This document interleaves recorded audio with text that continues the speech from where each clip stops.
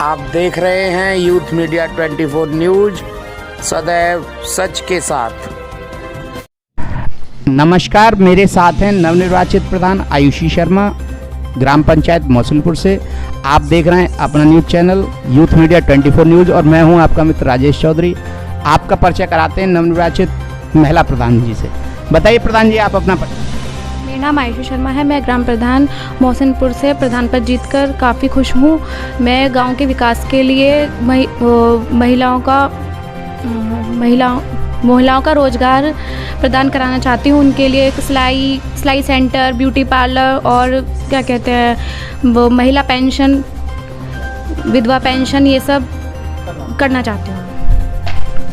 और कोई ऐसा काम जो आपने वायदा किया हो और जो आपको दिखाई देता हो? गांव के रास्ते, सफाई, नाली वगैरह, नाली, विद्यालय का कार्यक्रम। मेरे साथ प्रधान पति हैं, ये बताएंगे ग्राम पंचायत जीतने के बाद आज इनकी धर्मपत्नी प्रथम नागरिक हैं यहाँ की। कैसा प्रतीत कर? बहुत ही अच्छा प्रतीत कर रहे हैं, क्योंकि चुनाव जीतने के बाद एक सेवा का अवसर मिला है अपने गांव में। क्योंकि ये जो हिस्सा है हमारे गांव का, ग्राम पंचायत का, ये बहुत पिछड़ा हुआ है विकास के क्षेत्र में। तो इस बार जनता ने हमें जिम्मेदारी दी है कि हम गांव में विकास करें। कई क्षेत्र में सफाई है, नालियों की और रास्तों का निर्माण दोबारा से होगा। जो विद्यालय की खस्ता हालत है, सरकार का दबाव भी रहा है पिछली पंचवर्षीयों में कि विद्यालयों की स्थिति सुधारी जाए, लेकिन कोई सुधार नहीं किया गया यहाँ के पूर्व प्रधान द्वारा। तो अब हमारी जो अपेक्षा जनता की हमसे है, हम उस पर खरा उतरेंगे और गांव में विकास को नई ऊंचाइयों पर ले जाएंगे। इनका कहना है विकास की ओर अग्रसर होगा इस बार मौसुलपुर ग्राम पंचायत और अच्छे से विकास कराएंगे। आपके यहाँ गौशाला की क्या स्थिति है? गौशाला की स्थिति पूर्व प्रधान के समय से ही बिगड़ी हुई है। पहले तो उसमें कोई बाड़ाबंदी भी, खाई भी नहीं खुदी हुई थी, गेट वगैरह नहीं था। तो पिछली पंचवर्षीय के दौरान ही मैं सीडीओ साहब से भी मिला था, तो उनसे मिलकर मैंने ये समस्या रखी। तो उन्होंने 48 घंटे के अंदर मेरी समस्या का समाधान करते हुए गौशाला की बाड़ाबंदी कराई और गेट वगैरह चढ़वाने का आदेश प्रधान को दिया, जो कि उन्होंने आदेश के अनुसार काम करके दे दिया। लेकिन उसके बाद स्थिति बद से बदतर होती चली गई। गायों के लिए कोई व्यवस्था नहीं की गई प्रधान द्वारा, ना उनके लिए कोई देखरेख के लिए कोई व्यक्ति था, ना चारे की व्यवस्था, ना पानी की व्यवस्था। तो आज ये स्थिति हुई है कि वो गौशाला सरकारी जो है वो बंद हो गई है और उसकी गायों का ट्रांसफ़र एक प्राइवेट गौशाला में एसडीएम के आदेशानुसार कर दिया गया है। अब कब तक ये गौशाला सुचारू रूप से संचालित हो जाएगी? अब एसडीएम साहब को आवेदन दिया जाएगा जल्दी ही, उसके बाद वो हस्तांतरण हो जाएगा उन गायों का दोबारा से सरकारी गौशाला में, और जो भी आवारा पशु घूम रहे हैं उन्हें दोबारा से गौशाला में लाया जाएगा।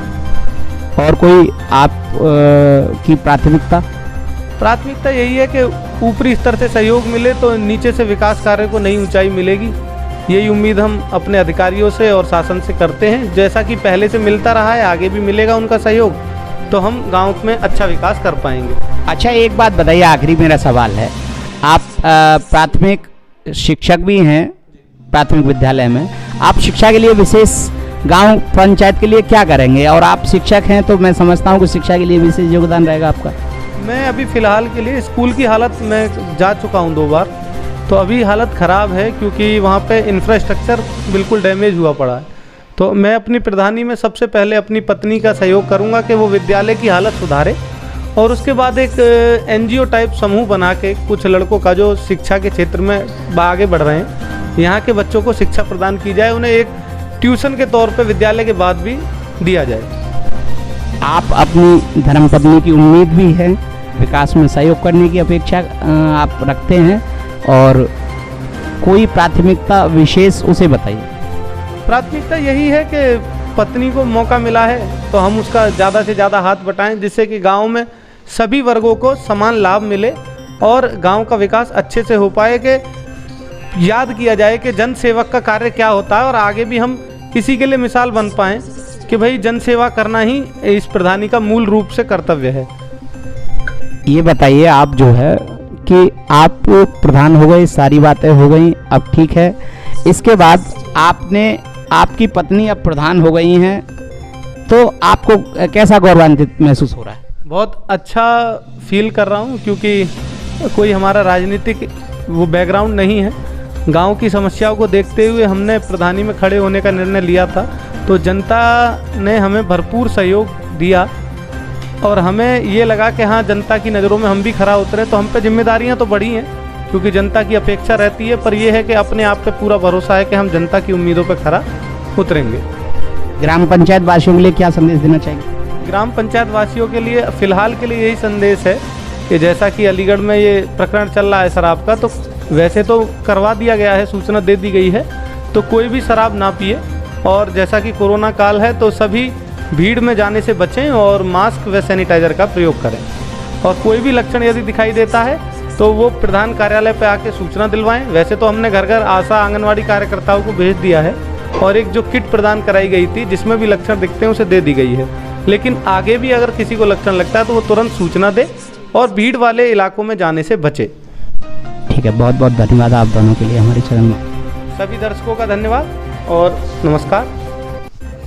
हमारे चैनल को लाइक करें, शेयर करें, सब्सक्राइब करें, जिससे आपको सभी लेटेस्ट न्यूज़ें मिल सकें।